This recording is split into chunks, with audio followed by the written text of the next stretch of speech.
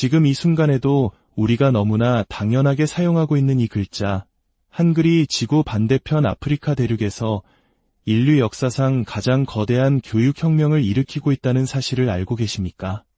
이것은 한글이 어떻게 60년간 이어진 거대한 식민체제를 단 3년 만에 무너뜨리고 3억 인구의 운명을 바꾸었는지에 대한 기적 같은 이야기입니다. 프랑스가 60년간 지배해온 서아프리카.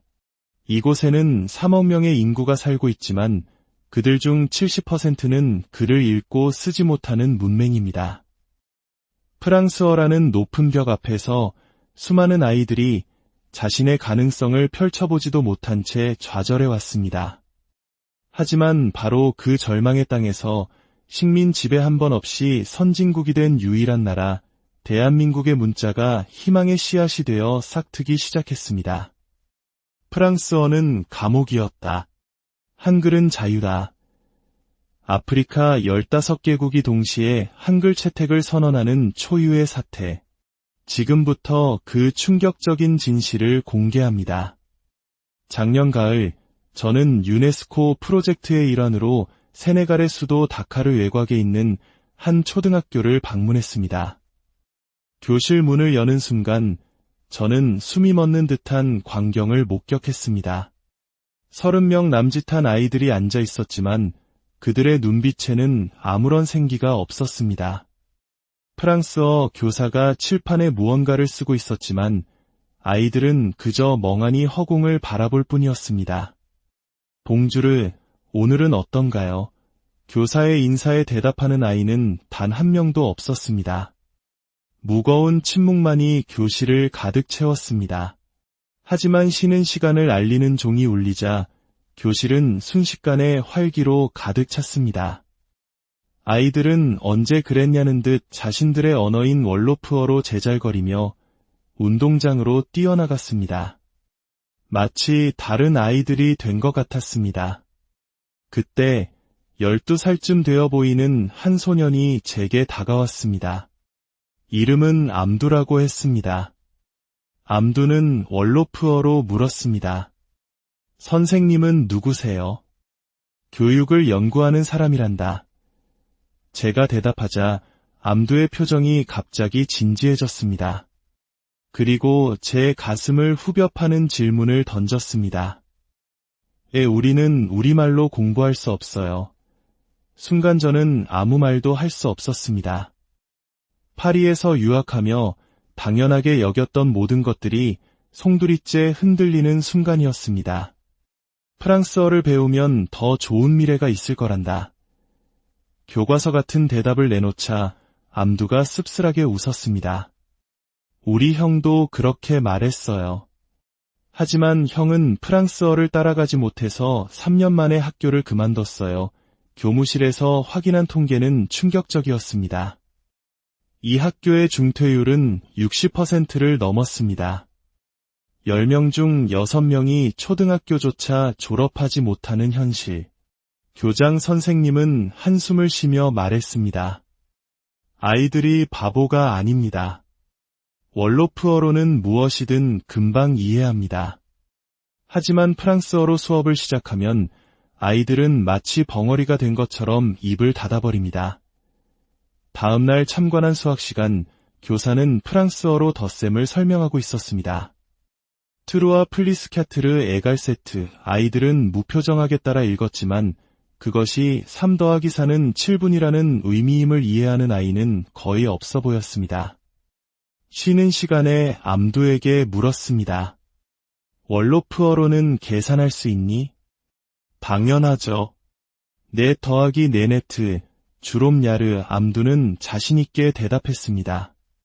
3 더하기 4는 7이라는 뜻이었습니다. 모국어로는 이렇게 총명한 아이가 왜 교실에서는 침묵해야만 했을까요? 그날 저녁 방문한 암두의 집에서 저는 더 큰 절망과 마주했습니다. 암두의 어머니는 프랑스어를 전혀 하지 못했습니다.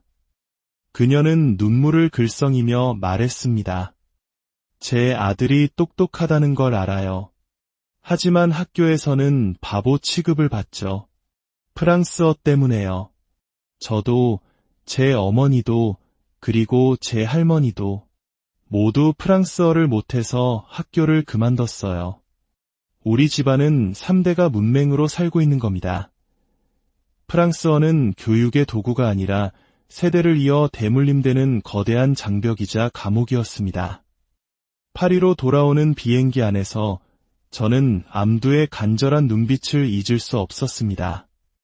선생님, 우리도 우리말로 공부할 수 있는 날이 올까요?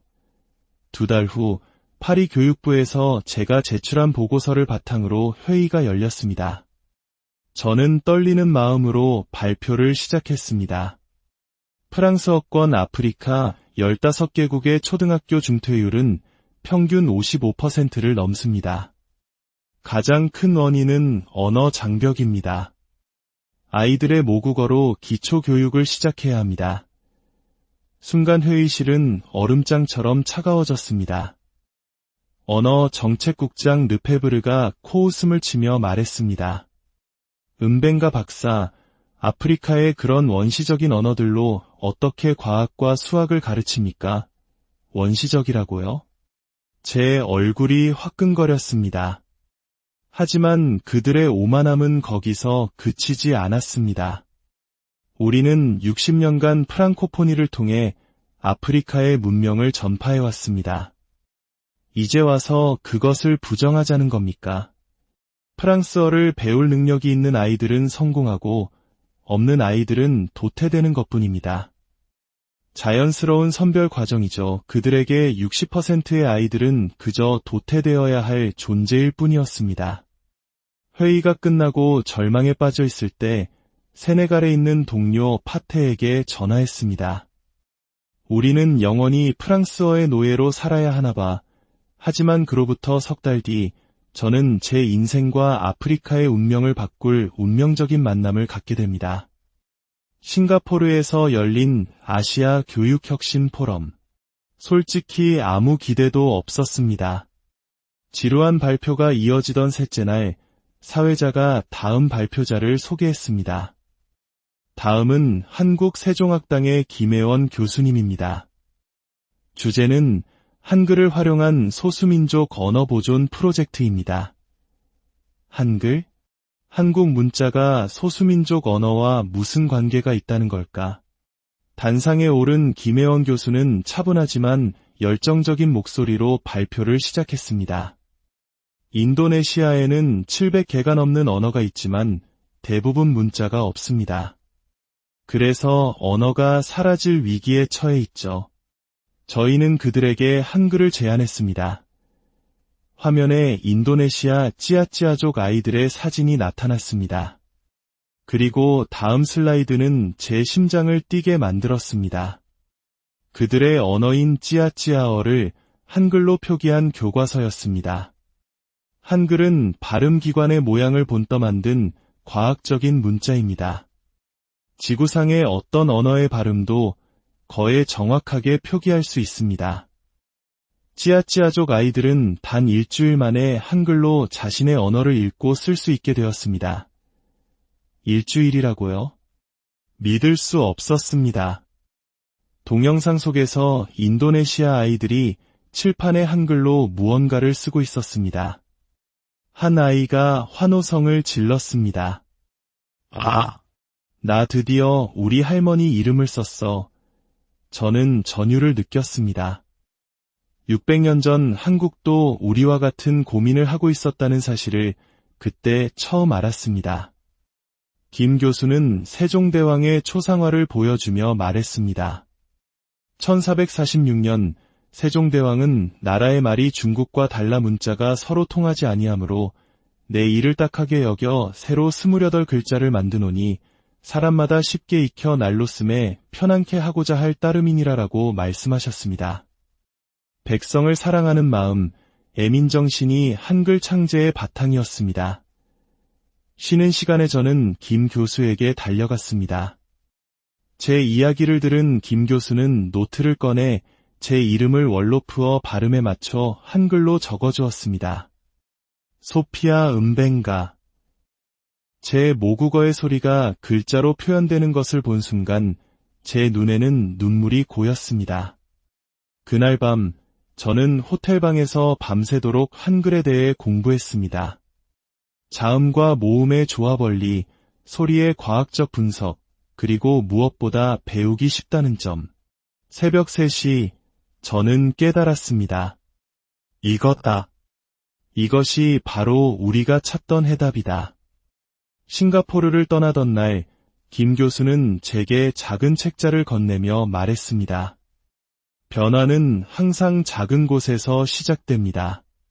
세종대왕도 처음엔 신하들의 거센 반대에 부딪혔지만 결국 백성들이 한글의 가치를 알아봤죠. 중요한 건 아이들입니다. 아이들이 행복하게 배울 수 있다면 그것이 정답 아닐까요? 세네갈로 돌아온 저는 공식적인 채널 대신 제 고향 마을의 작은 비공식 학교에서 조용한 실험을 시작했습니다. 20명의 아이들 앞에서 저는 칠판에 큰 원을 그렸습니다. 자, 이건 오라는 소리야. 입을 동그랗게 해서 내는 소리지. 아이들은 신기해하며 따라했습니다. 30분 후 기적이 일어났습니다. 8살 소녀 마리암이 칠판에 비뚤비뚤하지만 정확하게 자기 이름을 썼습니다. 마리암. 태어나서 처음으로 자신의 이름을 쓴 마리암은 교실이 떠나가라 소리쳤습니다. 선생님, 제가 썼어요. 제 이름을 썼어요. 그것은 시작에 불과했습니다. 아이들은 너도 나도 칠판으로 달려가 자기 이름을 썼고 교실은 순식간에 기쁨의 함성으로 가득 찼습니다. 일주일째 저는 문장 쓰기를 시도했습니다. 엄마 사랑해요를 월로프어로 뭐라고 하지? 야이 버그나라. 아이들이 합창했습니다. 제가 칠판에 야이 버그나라라고 쓰자 아이들은 조용히 따라 썼습니다. 그리고 교실 한쪽에서 흐느끼는 소리가 들렸습니다. 13살 아미나타였습니다. 엄마한테 편지를 쓰고 싶어요. 엄마는 글을 몰라서 제가 학교 다니는 것도 이해 못하셨거든요. 이제 우리말로 편지를 쓸 수 있잖아요. 다음날 아침 마을은 발칵 뒤집혔습니다. 아이들의 편지를 받아든 부모들이 학교로 몰려온 것입니다. 한 어머니는 떨리는 손으로 편지를 들고 있었습니다. 정말 우리 아이가 쓴 건가요? 엄마 사랑해요라고. 그녀는 아들을 부둥켜 안고 눈물을 흘렸습니다. 우리 아들이 우리말로 글을 쓰다니. 하지만 이 작은 기적은 곧 거대한 저항에 부딪혔습니다. 프랑스어 교사협회장과 교육부 감독관이 찾아와 불법 교육이라며 당장 중단하라고 협박했습니다. 당신이 아시아 문자를 퍼뜨리고 있다는 걸 아시오? 프랑스어를 버리고 아시아의 영혼을 팔았군. 분노가 치밀어 올랐습니다. 우리 아이들이 처음으로 자기 이름을 쓰고 엄마에게 편지를 쓰는 것이 영혼을 판 겁니까? 60%의 아이들을 문맹으로 만드는 것이 당신들이 말하는 문명입니까? 시련은 거기서 그치지 않았습니다. 프랑스 유학까지 보냈던 제 가족들마저 저를 가문의 명예를 더럽힌 배신자라며 등을 돌렸습니다. 아버지는 최후 통첩을 했습니다. 당장 그만두지 않으면 넌 더 이상 내 딸이 아니다. 모두가 저를 비난하고 손가락질했습니다. 저는 완전히 고립되었습니다.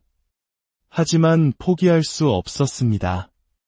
남은 12명의 아이들의 반짝이는 눈빛 때문이었습니다. 선생님, 저희는 계속 배울 거예요. 이제야 글을 쓸 수 있게 됐는데 포기할 수 없어요. 바로 그때 뜻밖의 구원자가 나타났습니다. 마을에서 가장 존경받는 이맘, 세이크 디오프였습니다. 그는 저를 찾아와 종이 한 장을 내밀었습니다. 거기에는 한글로 이렇게 쓰여 있었습니다. 비스밀라히 라흐마니 라임. 자비로우시고 자애로우신 알라의 이름으로 12살 아이 모두가 쓴 걸세. 코란의 첫 구절을 우리말로 쓴 거지. 40년간 아이들에게 아랍어로 코란을 가르쳤지만 그 뜻을 제대로 아는 아이는 없었네. 그런데 이제 우리말로 그 뜻을 이해하게 되었어. 다음 날 이맘은 모스크 교육관을 한글 교실로 내주었습니다. 종교 지도자의 지지는 거대한 변화를 가져왔습니다. 저를 비난하던 사람들은 입을 다물었고 아이들뿐만 아니라 평생 글을 몰랐던 어머니들까지 한글을 배우기 위해 모스크로 모여들었습니다. 어머니들의 변화는 놀라웠습니다.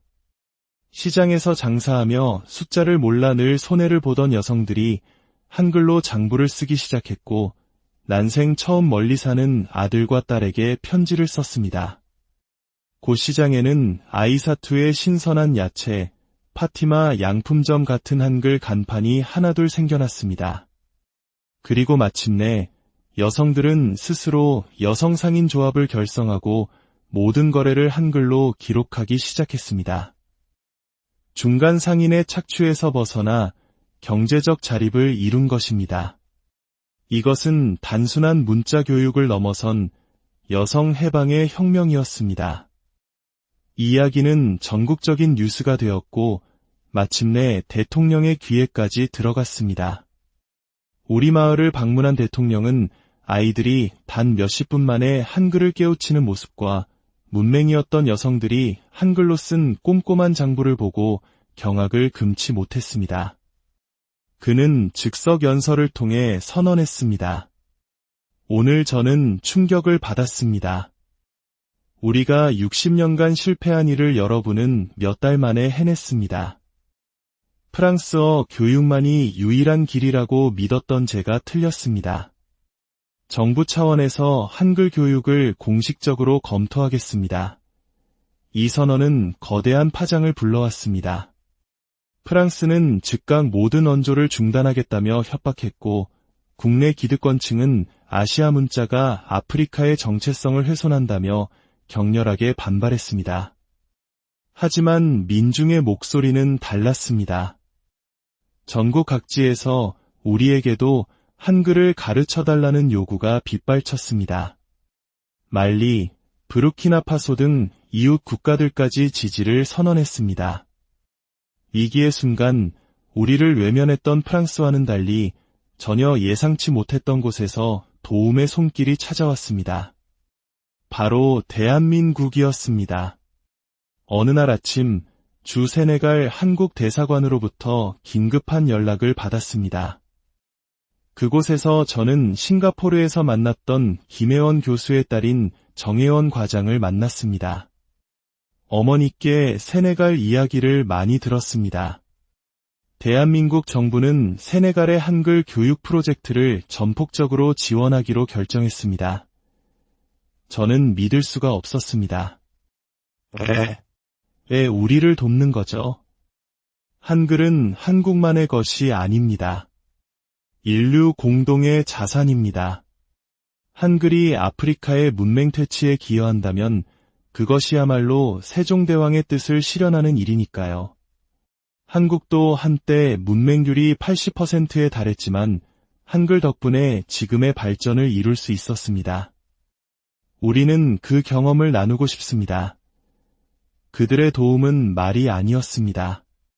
삼성은 교육용 태블릿 10만 대를, LG는 태양광 충전 시스템을, 네이버는 AI 번역 시스템을 무상으로 제공했습니다.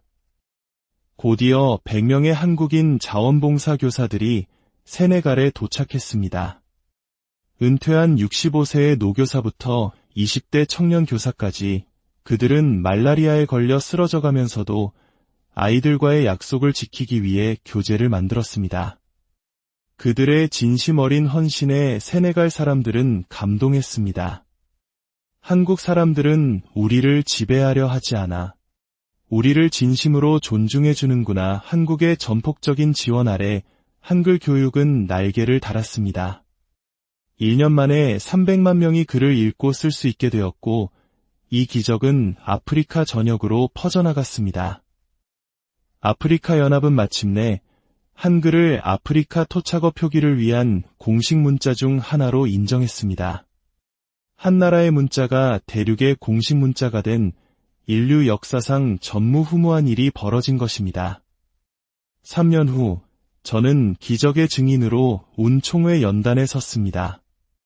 제 뒤에는 이제 작가를 꿈꾸는 우간다 소년 아샤와 성공한 사업가가 된 말리의 아이사투가 서 있었습니다. 스크린에는 15개국 아이들이 한글로 쓴 감사합니다. 세종대왕이라는 팻말을 들고 환하게 웃고 있었습니다. 그 순간 프랑스 대표가 자리에서 일어나 말했습니다. 프랑스를 대표해 사과드립니다. 우리가 틀렸습니다. 언어는 지배의 도구가 아닌 소통의 도구여야 합니다. 역사적인 화해의 순간이었습니다.